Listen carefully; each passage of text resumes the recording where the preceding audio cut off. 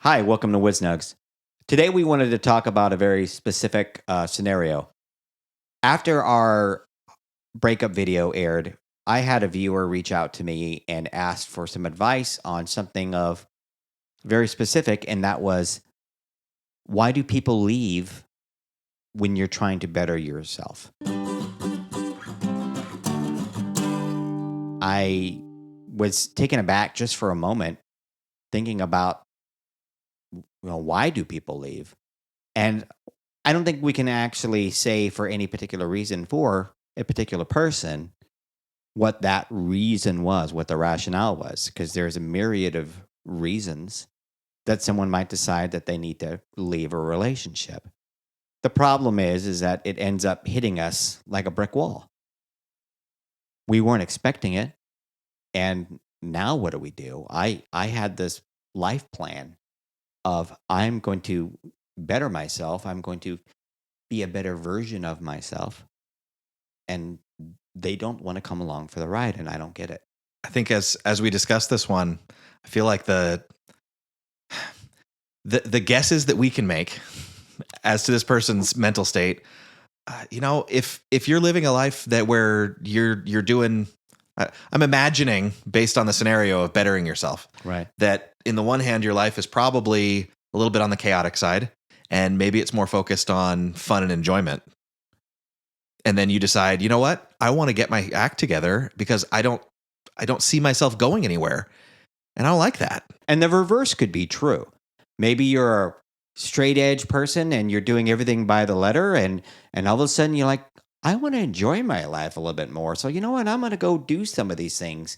And the person that you're with is like, well, who are you? I liked the person that you were before. Yeah. Either way, that scenario, you can see that playing out easily. And I think that the idea is, if that person's playing a certain role in your life, whether they just are along for the ride and they're just, going, you're like train cars hitched together, right? And you're both going on the same track. Maybe you're just fellow travelers on this path, on these tracks. And all of a sudden you deviate. Somebody hit the switch and you go one way, with still forward, but now you're on a different track. And they're on the other track, and they don't know how to handle that, and they don't know how to respond. And maybe their only way of being able to deal with it is no longer being part of it. And it seems odd, but that is a particular way that some people deal with this. My wife is a big watcher of this particular show called My 600-Pound Life. And I'm not a fan of the show, right, for my own particular reasons. But I am grateful for the people that are willing to do changes in their life to get themselves where they need to be. Yeah. But a lot of times, not every scenario, but a lot of times in these cases, you see these people actually now doing the work, and they're making the changes, and they're losing the weight. And the person decides, well, that's not who you were when I decided to be with you, and now my role has changed. Right? Some cases, they're the enabler. They were the ones that were kept feeding them, right? Right. And if you've equated your role with love, and that's your expression of love is, I'm going to make food for you, and now you're eating healthy food, well, I don't want that stuff. I'm not the one taking care of you anymore. What's my purpose now? What's my role? And it's a possibility in these cases. They're like, I don't know why I'm here now, because you don't need me, so I'm going to go out the door. I don't fit anymore. And so that's a possible reason for this particular person, that they didn't feel like they were required to be there anymore because they no longer fit the mold. They no longer fit that role of being a provider or whatever the circumstance was. So this reminds me of a story that I heard from Jordan Peterson recently, talking about marriage. Okay. And specifically, he's talking about his marriage and how the video hit home to me because I don't know if you can imagine this, but I don't really shy away from arguments. I never noticed that about you at all. When they come, I'm thinking about the topic, and I'm thinking about the idea, and I'm crafting a logical scenario in my head, and the words come out, and it's forceful and there's a word. Meaningful, purposeful, authoritative. Oh yeah. the tone is authoritative and the words are purposeful and logical. And the way Jordan Peterson described it was, if he says, if I want to win an argument against my wife, I have experience crafting logical arguments that could run circles around her philosophically. But why would I choose to do that to the woman I love? Right. And why would I choose to do that when over the course of our lives, we are both going to grow and change and evolve as people? And I want to be the person that she can depend on to evolve with her along this journey. We've made a commitment to each other to be together for the rest of our lives. So I want to work on being the kind of person that can be lovable and that can be loving. Right. And to fall in love with, from his example, to fall in love with her at every stage of her life, at every stage of her personality changing and developing and growing through time. Because I think what he talked about is that we're always growing and changing. And so the people that we were when we met is not necessarily the people you are 15, 20, 25 years down the road. There is very little chance that you will be that same person. And he goes on specifically, and I feel like this is worth hitting this point, specifically to talk about when it comes to arguments, that he stops and he says, I need to remember that she's a person that I want to be with, and I want to learn from her because she has something to offer.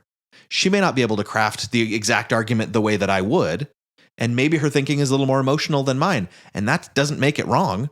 And let's talk about it together. And I want to learn from her, and I want to learn who she is, and I want to support who she is. And so as we're growing and learning together, that's the kind of relationship that if we're cognizant of it, that we can be working on growing, so that when we do have one of these moments where we're trying to improve ourselves, that it's not that we've just kind of been swept along with the current together. Right. And now you start to swim in one direction and they're like, hold on, I'm just enjoying the current, man. Or vice versa. They're swimming in a certain direction and you're like, oh, you know what? Floating with the current is nice. I can see either side of that. But to be able to be together on those things and to be able to work together and grow together is a goal to work toward. And hopefully, whatever relationship that you're in, the other person in that relationship has that goal in mind as well. Absolutely. The sad part is you can't control it. You're right. The sad part is you can't control it. You can hope and you can communicate, but it's still going to be a requirement from the other person to want to participate in basically the experience of life. And the sad part is sometimes they don't. And sometimes we know why, and sometimes we don't know why. And it can be very frustrating and infuriating.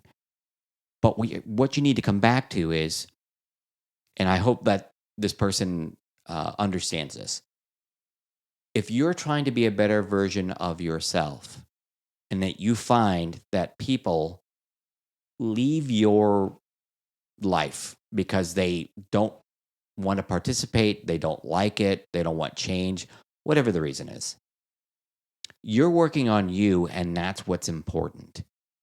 If you know that you want to be a better version of you, which all of us can all be a better version of ourselves, and people aren't there, maybe they weren't supposed to be there for that. And that seems nihilistic. It seems a little black-pilled, but the reality is that people are going to be in and out of our lives, all of our lives. And the friends that we had in our youth are not necessarily the friends that we have in our adulthood. And recognizing that that's okay is a whole nother level of just acceptance about life. Yeah, we talked about radical acceptance before, and this really is a case of radical acceptance. Knowing that you're not going to be able to control the behaviors of even the people you love the most, and that they're going to change sometimes, hopefully in the same direction that you are going. But there's always the possibility that they don't, and they're going to be out of your life at a certain point in time. Now, we don't plan for that. That's not our goal. But we have to be willing to have that radical acceptance and say, okay, what do I do now? How do I continue to move forward with what I had already put into motion? This is going to be traumatic, and you're going to have grief, and you're going to want things to be better and different.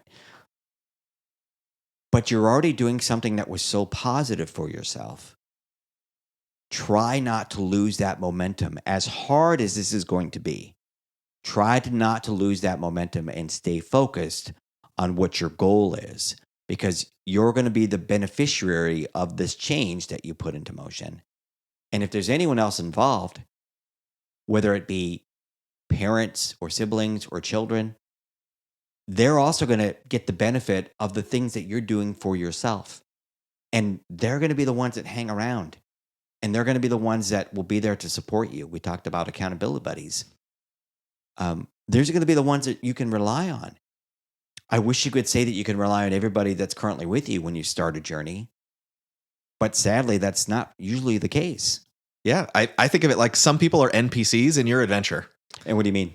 The non-player character. Yeah, okay. They're the quest giver or the shopkeeper or the person that you meet on the road who's being attacked by bandits that you need to rescue. And you have that interaction with them, and then you go on your quest. And the purpose of it is to help you along the way. It could be very temporary. It could be for that one quest. You do the one thing, you succeed at it, you move on. Maybe it's a time that they give you multiple quests, right? It depends. The time variance is going to be dependent on what do you learn from it. It also reminds me of the idea that, I think we've talked about it before, of that you become the 5 people that you hang around with the most. And I did apologize to you for that too. Yes, I remember distinctly that one. Yes. That when you're surrounded by people who are, let's just say, for example, just going with the flow, mm-hmm. It's really easy to just see that that's just the way life is. But if you're hanging around with people who are motivated and driven and are working toward goals, that you also find yourself wanting to work on goals and become more motivated. It's a really easy trap to fall into when you're in a work environment where everyone is stressed out and heads down, and these toxic workplaces. That kind of mentality carries because you're spending all your time with these people, and you pick up on the cues that are around you. So if you can find these people that are going to help you be the person that you want to be, that can be another motivating force for maybe seeing a little bit the positive side of, if someone doesn't want to come with you on this journey, like you said, you mourn the loss of that relationship and recognize that it might be for the best long term if you're moving in a positive direction and they're not. Yeah, we talked about before finding your tribe. And sometimes the people that are in our current tribe are not going to be the ones that go with us to the next tribe. Luke Skywalker had to leave Tatooine in order to become a Jedi. Right. He had to go out there. But universe is a big place, and there's lots of skills out there to learn. Yeah. And if I can learn to fight with a laser sword and control things with my mind. And we're not saying make friends with little green puppet guys either. But the reality is that you're going to end up meeting different people when you decide to change the trajectory of your life and go in a new direction because of a new goal, because of a new mindset. And we would love to be able to take all the people that we love currently with us. But in reality, sometimes that's not the case. But be ready for that. Be prepared, right? It's the hope for the best, plan for the worst. Well, and there's also this concept of you've got your circles. Right. The analogy of your life as almost like a target, like a bullseye. And that right in the middle is you. That's your inner thoughts. And there are some people that you're going to let in on those thoughts. Your closest, most intimate connections. You're going to let them in on your deepest core self and all your hopes and dreams and fears and all that. And as that circle grows, you're going to have acquaintances. You're going to have, as you get further and further out, you're going to have just, random people that you meet, and they pass in and out of your life, and they're around the fringes. Well, as you move through life, some people are going to be inner circle people for a time, and then they're going to move into outer circle people. And that's an okay relationship to maintain.